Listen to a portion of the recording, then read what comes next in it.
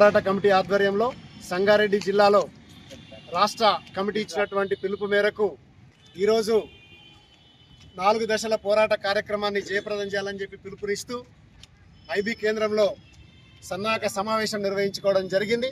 ఈ సందర్భంగా సంగారెడ్డి జిల్లాలో ఉన్నటువంటి ఉపాధ్యాయ మిత్రులందరికీ విన్నపం ఏమిటంటే 4 దశలుగా పోరాటానికి పిలుపునిచ్చినటువంటి ఉపాధ్యాయ సంఘాల పోరాట కమిటీ పిలుపును అందుకొని అందరూ కూడా రేపు ఆగస్టు 7వ తేదీన పాఠశాలల్లో నల్ల బ్యాడ్జీలు ధరించి నిరసన తెలపాలని చెప్పి కోరుతా ఉన్నాం.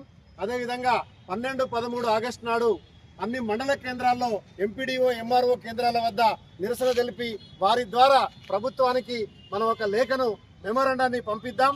అదేవిధంగా 3వ దశ పోరాటంలో భాగంగా ఆగస్టు 19 నాడు మనం జిల్లా కేంద్రం సంగారెడ్డి కలెక్టరేట్ వద్ద నిరసన ధర్నా నిర్వహిద్దాం.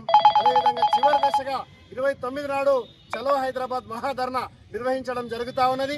ఈ కార్యక్రమానికి సంగారెడ్డి జిల్లా నుంచి ఎక్కువ మంది ఉపాధ్యాయుని లోకమంతా కూడా కదలాలని చెప్పేసి మన లోపల ఉన్నటువంటి ఈరోజు పిఆర్సీ అమలు కావాలని చెప్పి లేదా డిఎల్ ఇవ్వాలని చెప్పి అదేవిధంగా పెండింగ్ సమస్యలు పరిష్కారం కావాలని చెప్పి ప్రతి ఉపాధ్యాయుని మనసు లోపల ఒక రకమైనటువంటి ఆందోళన, అసహనము, అసంతృప్తి ఉన్నది.